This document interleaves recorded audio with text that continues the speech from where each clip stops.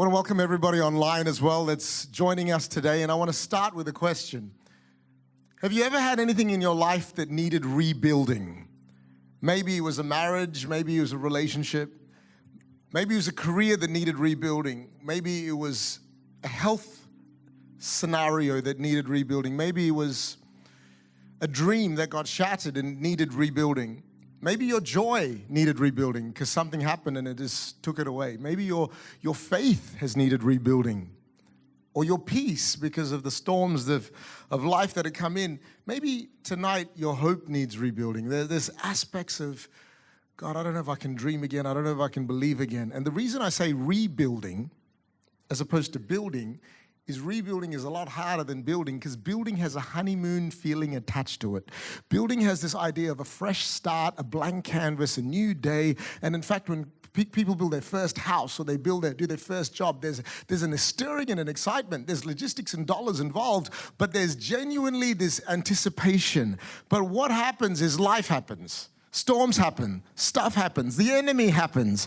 People happen. And then what we have built comes down, it gets charred, it gets broken, it gets burnt, it gets destroyed, and then we have to start the process of rebuilding. And rebuilding does not just involve, therefore, technically the same level of building again.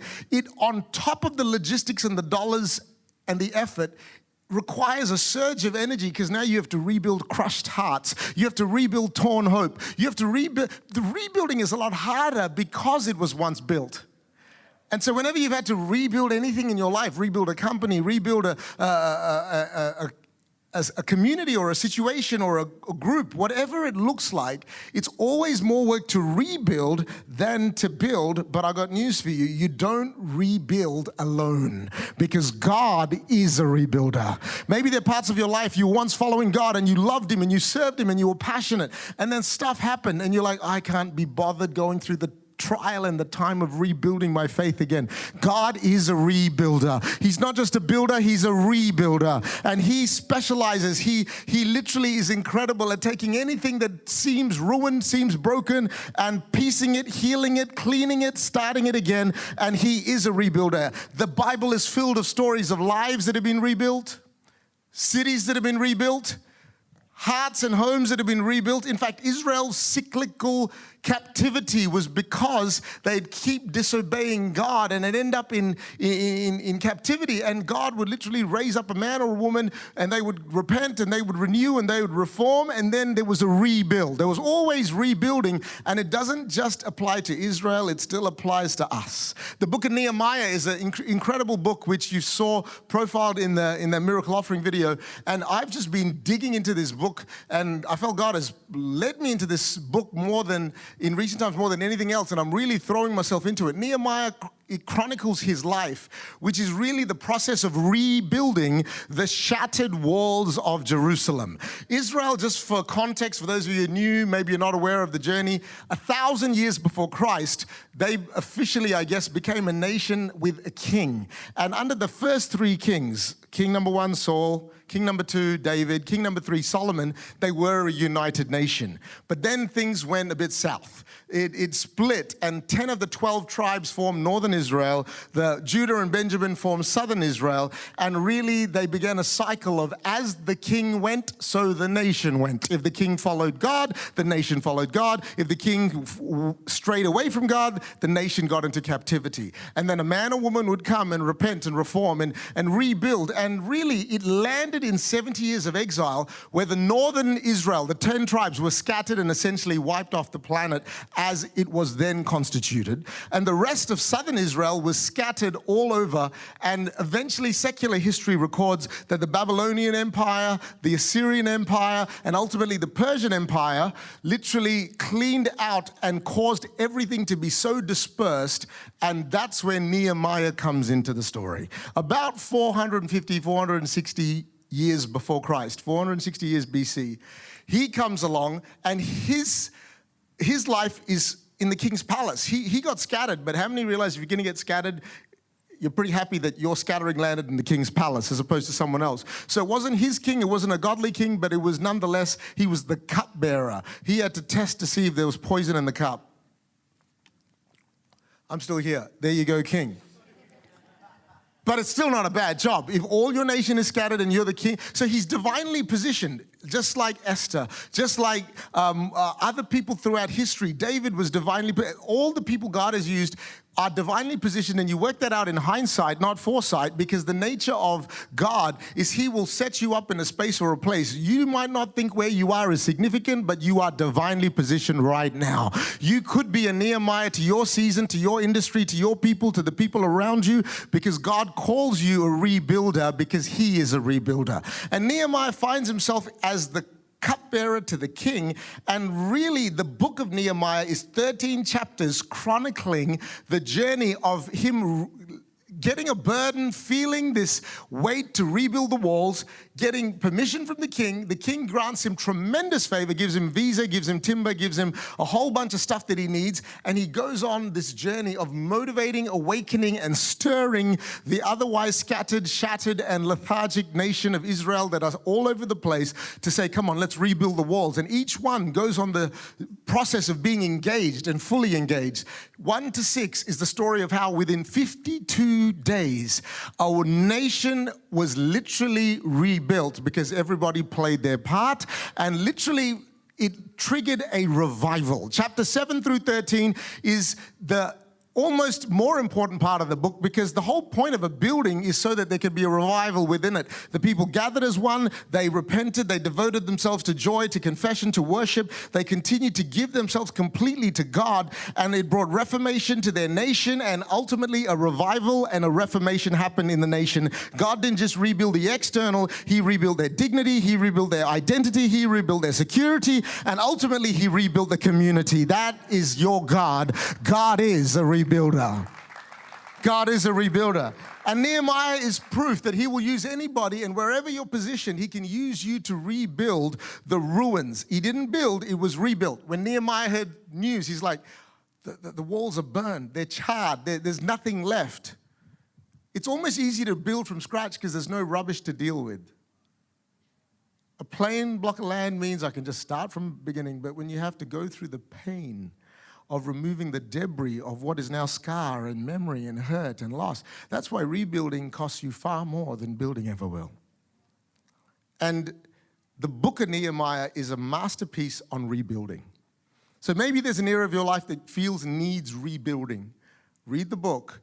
And I've come tonight to extract a couple of key principles that I think will not only shortcut the journey for you, but hopefully start a desire, because I really believe tonight God wants to rebuild people. He wants to rebuild things in your heart. And I'm not sure what that looks like, but if you're big enough and expected enough, the process could start today. 3 principles that come out of this whole journey: feel the burden, play your part, fight with prayer. Normally you sort of take time to get to the 3 points. We're getting there quick. Let's close in prayer. No, I'm just joking. Some of you are like, yes! Woo! Feel the burden, play your part, fight with prayer. Everyone say, feel the burden. Look at the neighbor on one side, say, play your part. Look at the other neighbor, say, fight with prayer. Come on, with effort. Say, feel the burden, play your part, fight with prayer.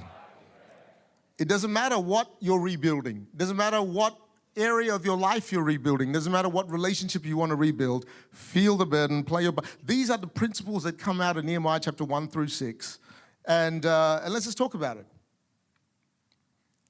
Feel the burden. You know, if you don't feel a sense of, God, we've got to do something about this, nothing will ever change. Whether it's a habit, whether it's an issue or an addiction, a personal area of your life you want to see rebuilt, whether it's a relationship. Some people get so comfortable with brokenness, and the absence, therefore, of a burden to change means nothing ever does. The woman with the issue of blood inspires me on so many levels. This is the woman who had a condition for 12 years. If I had a condition for 12 years, I would have just written a new doctrine called It's God's Will for Me to Have This Problem. After 1 year of altar calls, I would have given up. After 3 years of getting prayer from the pastors, I would have said it's not meant to be. After 7 years, it's who I am. After 12 years, this woman still had a burden for her healing, said, this is not who I am. This is not how I'm meant to be. And she pressed through a crowd 12 years. Maybe some of us have got comfortable in our circumstance, and yet tonight God could drop a burden on your heart. Say, you know what? I was born for more than this.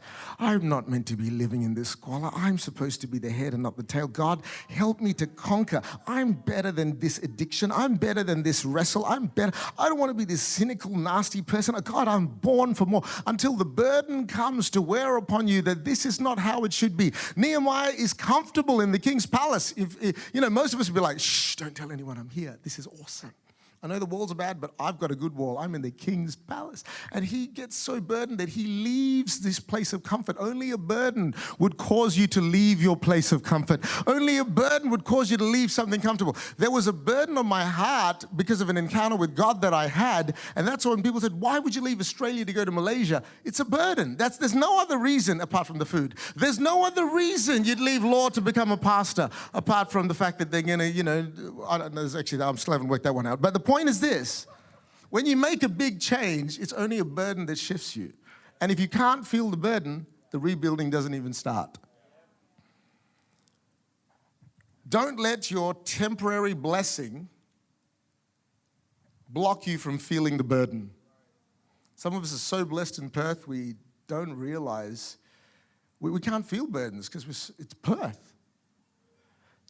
Equally, don't let your temporary brokenness stop you or block you from feeling the burden of others. Because everyone here has challenges.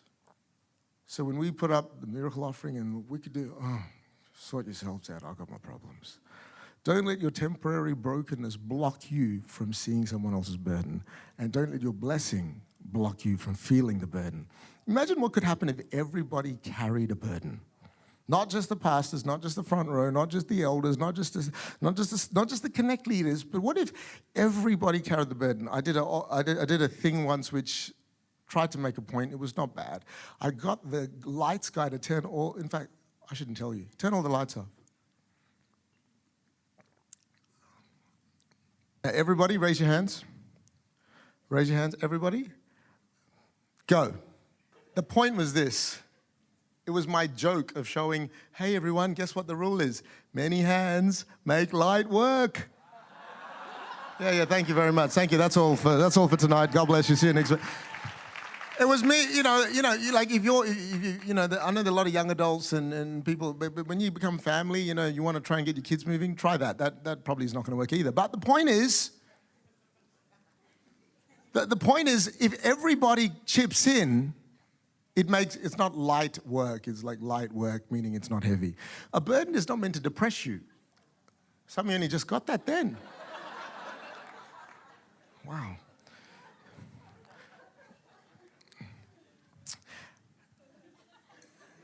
The burden is not meant to actually depress you, but it will if you're carrying it alone.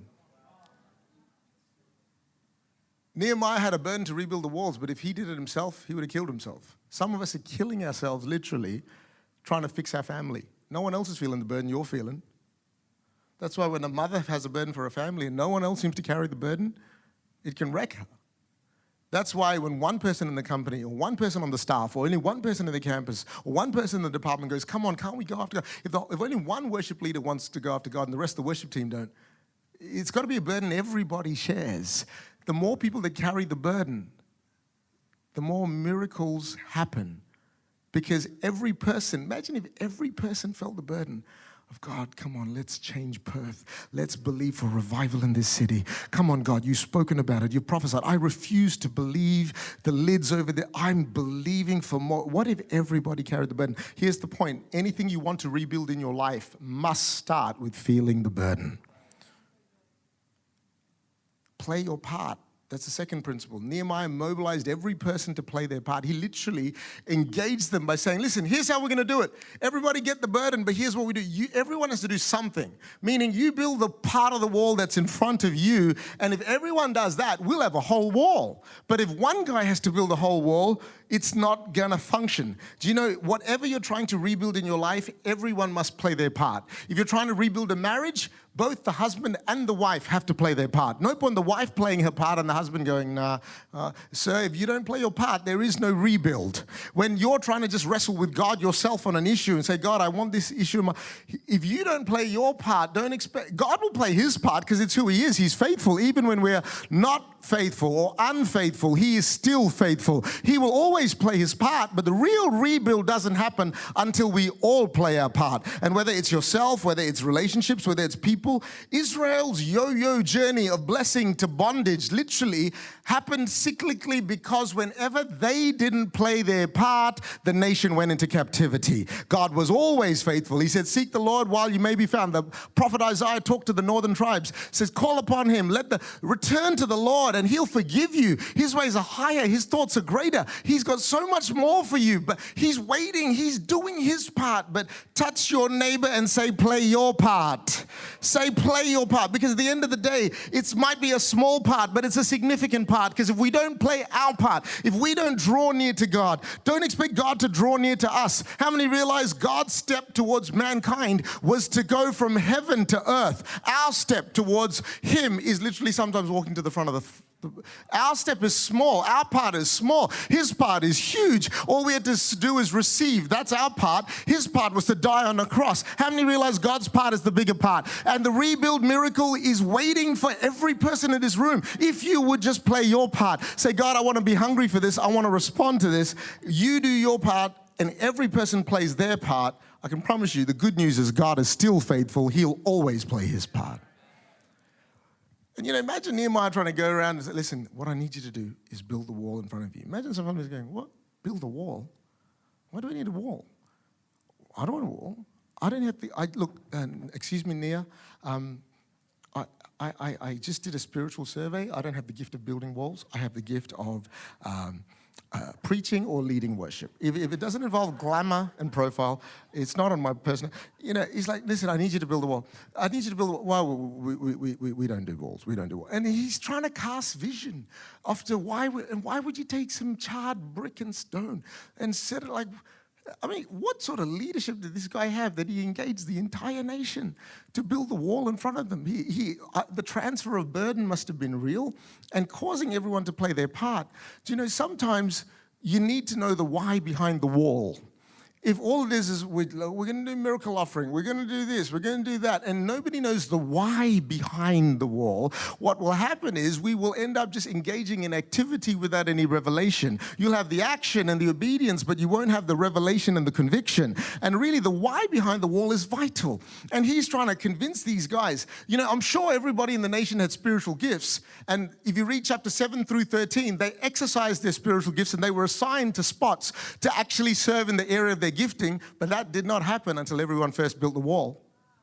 It's like, do what's required, and then we'll do what you think you should do. But most people, no. And I want to stir you. Thank God we're not a part of a movement, a part of a church that is selective and elective, but we're saying, God, whatever it takes, we are here. I'll do my part. And whatever.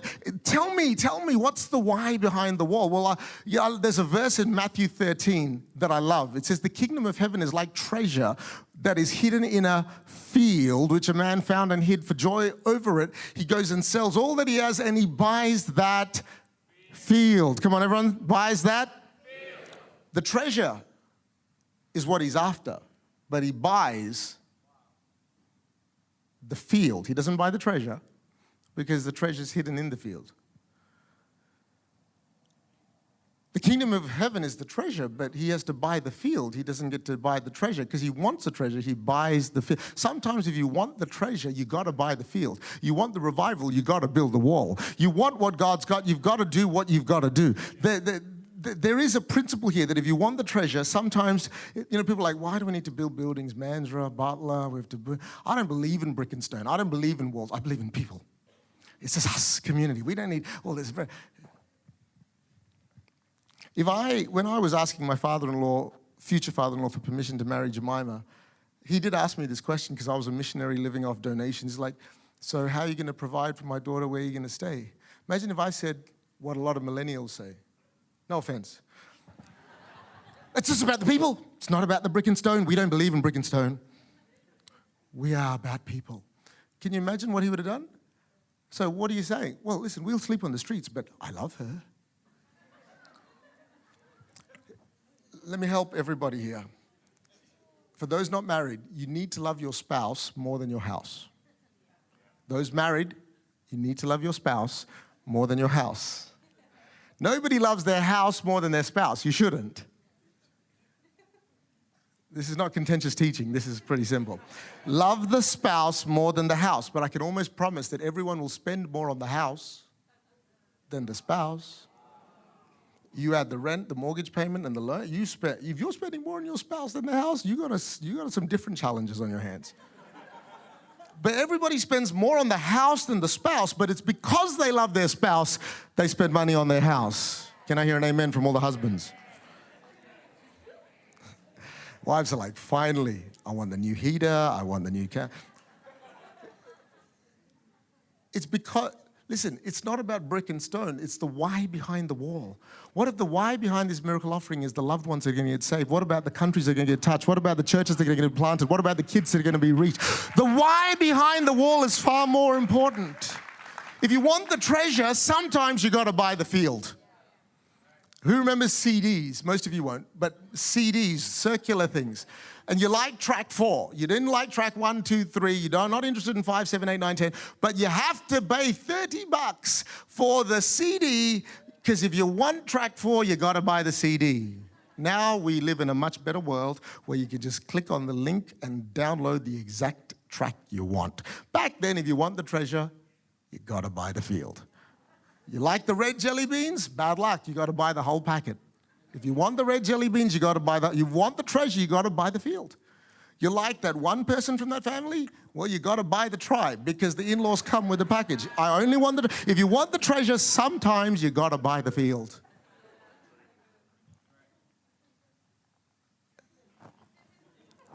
It's just how it is. I'm sorry. You're looking at me like you're mad. It's just how it is. Here's the point.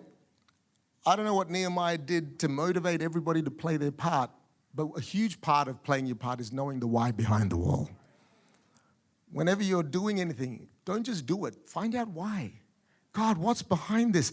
God, show me from your word. Show me who you are. And I want to encourage you, don't ever expect someone else to play their part if you won't. You know, we put in that ad there, 1 day's wage or 1 week's wage or 1 fortnight or 1 month or 1 year. 1 year is the John 12 woman who brought literally 1 year's wage of offering in a perfume bottle and poured it upon Jesus. Jemima and I every year have constantly said, God, we want to lead the way. We don't tell people what we give or how much. This year we felt to give 1 month's wage for us. But you know what? You don't have to do that. You do whatever, but quantify it so that you can play your part. It's weak leadership to encourage everybody to do something that you won't pay a price for yourself. Nehemiah left his king's career. He left his place of comfort. He didn't just tell people from the throne to build a wall. He got down with them, got their hands dirty. If you're going to turn around a company, if you're going to turn around a staff, if you're going to turn around a marriage, if you're going to turn around a family, you got to roll your sleeves up, get your hands dirty, and decide, I'm going to play my part too. Explain the why behind the wall,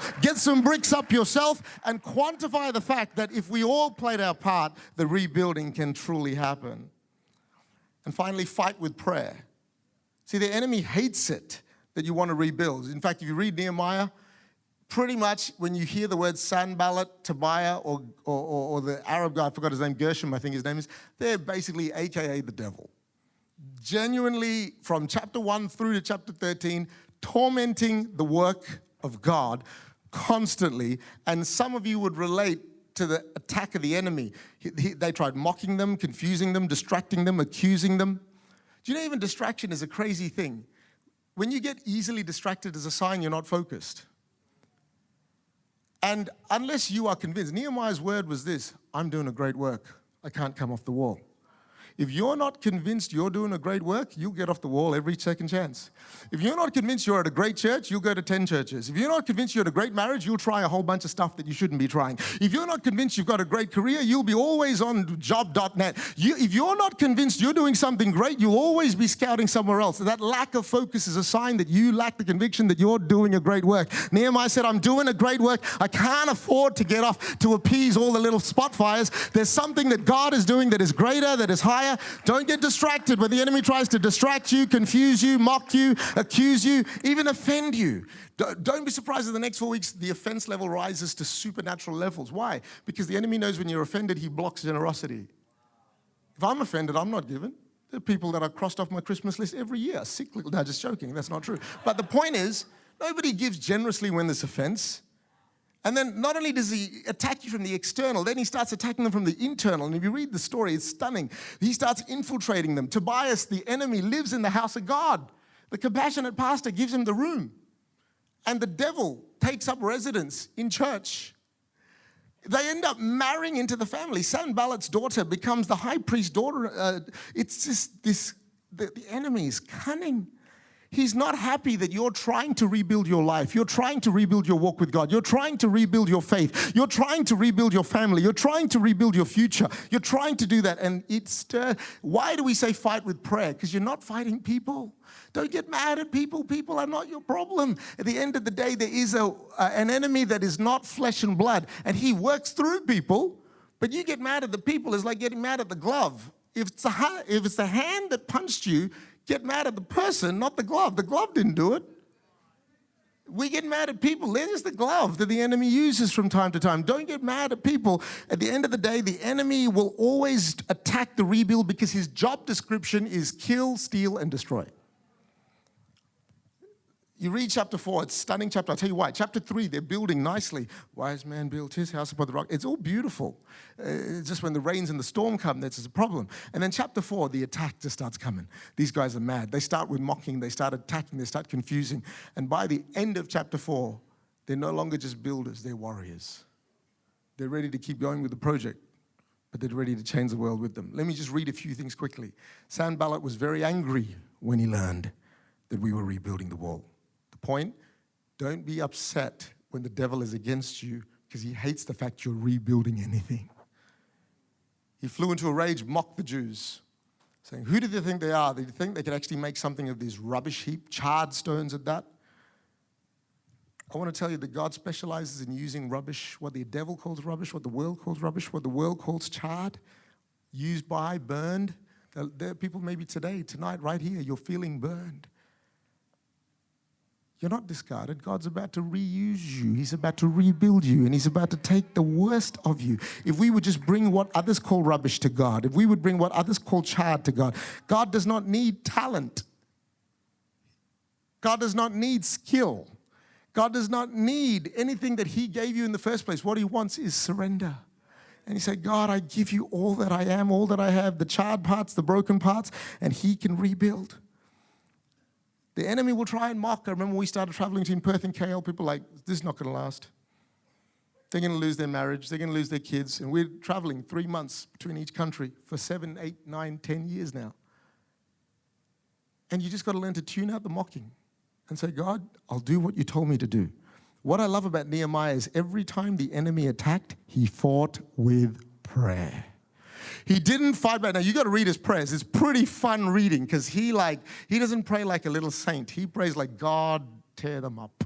God, mess them up. It's still Old Testament, I just need to let you know, but it's still in the Bible. There's some good prayers in there. If ever you want like a punching bag prayer, read Nehemiah. It says the wall was then half its height complete, for the people had worked with enthusiasm. Someone say enthusiasm.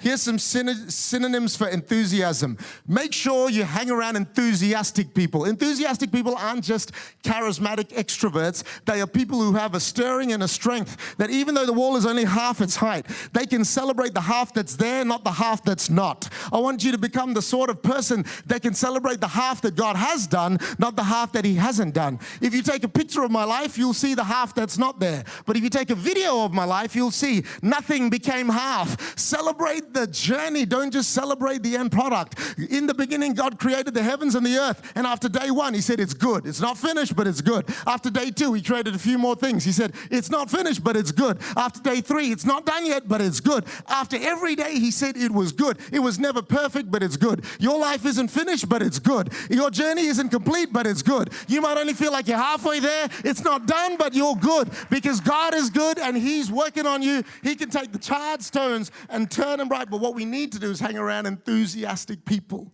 because it's fuel to our soul. Verse 7, then confusion comes in. Sanballat and Tobiah, they're really mad. And they made plans to come and confuse the people. Do you know, I remember 4 years ago we did our miracle offering in Perth in the Perth Concert Hall. And we just come back and we're having lunch. It was just an amazing day, incredible presence of God, amazing breakthrough, just a stunning day. Every miracle offering has that feel about it. And we're sitting there, and then I get a call from Pastor Matt Fielder, who's our pastor in Malaysia. And at that time, the Malaysian miracle offering was 2 weeks later, so we were going to go to Malaysia to be there. And he said, a bit of a problem. I go, what's the problem? He says, some disgruntled lady has written a 2-page letter full of lies about you and Jemima and me and a whole bunch of people, and how this church is only wants your money, blah, blah, blah. This whole thing's, horrible thing and really photocopied 700 copies, and put them on the car windshields of everybody in the car park in between our 2 services. We had a lot of people coming to church and between the 2 services, and so people would have left thinking it's 2 weeks to miracle offering, and they read this and they'll be like confused. You know, when the enemy can't attack you, stop you, mock you, offend you, he'll try and confuse you. Have you ever had a conversation with someone for 2 hours and you left more confused? You're like, what just happened? Why did I waste my time visiting them for all that time? Like, did anything happen? And everyone, that's not just bad communication. That's a spirit of confusion. Start to recognize that the enemy, if he can't get you externally, he'll try and get you internally. And so literally we're like, I said, Matt, scan it, send it to me. So he scanned the letter, sent it to me, and I read it, sort of laughed. It was all bad grammar, so that already discounted it for me. And a whole bunch of stuff. I'm like, you know what? I asked Jemima, how are you feeling? She's like, whatever. And we were really more concerned about with the fringes of the people who were at church who were new to this God thing, new to this church thing. Would they get confused? Because there's a spirit of confusion with a whole bunch of lies. And we thought, do we go and make a statement? Do we go after this person? I'm like, you know what? Let's not. And we just made a decision to pray. So Jemima started to pray. And when she prays, the devil gets scared, I get scared, the angels get scared, everybody gets scared. And you know what? We fought it in prayer. And we stood in agreement in prayer. We didn't have to say a thing. We found out, people later found it, said this is rubbish, tore it up, threw it in the bin. 2 weeks later, Malaysia took their largest miracle offering they ever done in their history. Why? You don't fight people, you fight it in prayer. You don't fight people, you fight it in prayer. It's one thing to feel the burden, and it's another thing to play a part. But if you're not fighting in prayer, you think you're doing something secular. Everything about your life is spiritual, and there's an enemy who's out to get you. But I want to encourage you, fight it in prayer. Verse 10, then the people of Judah began to complain. Judah means praise. Judah means praise. And when praise begins to complain, there clearly is a problem. When praise goes from, we declare who God is, to, tired of these songs. When complaints start to become the language of the people, that's a sign that the enemy has got in on the inside. And listen to what it leads to. The workers are getting tired. There's so much rubble to be moved. We will never, this is what comes out of their lips, we will never be able to build the wall by ourselves. That's the confession. Even if you've got a hard thought, don't speak it out. Because the enemy sows the thought, but the minute you speak it out, you give it life. I'll never amount to anything. God didn't say that, you just did. My family will never be functional. God didn't say that, you just did.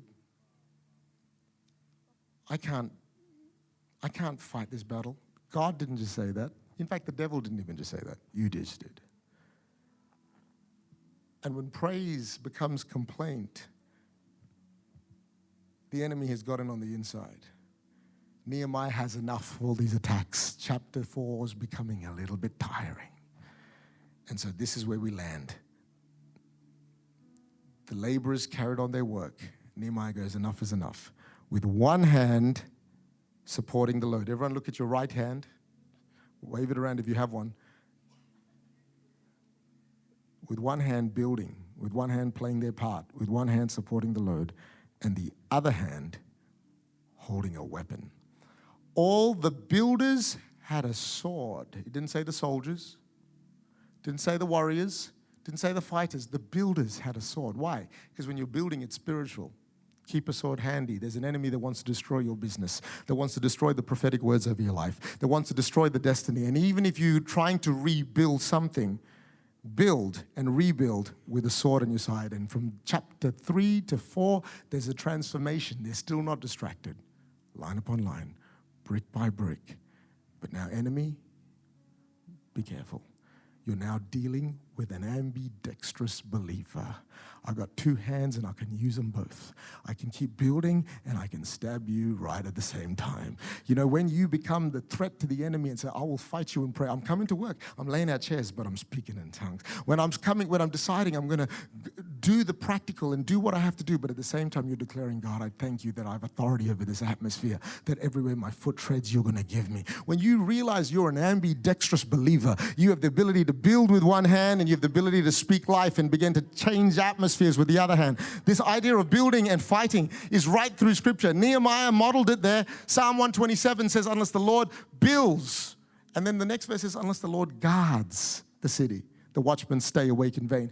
Jesus himself said, it's only a fool who builds a building and doesn't count the cost. And then he literally in the next verse reaches and says, it's only a foolish king who goes to war. Again, builds a building, goes to war, fights a battle. And this is, you realize, we're not this militant group trying to tear down people. We're not placarding on Parliament House trying to yell at people. We are fighting battles in prayer. We are tearing down strongholds because Ephesians 6 says we don't fight against flesh and blood, but against principalities, against powers, against rulers of the darkness of this age. Take up the whole armor of God. He's not talking to the soldiers. He's talking to the believers. The whole armor of God is because we feel a burden, we play our part, and we fight with prayer.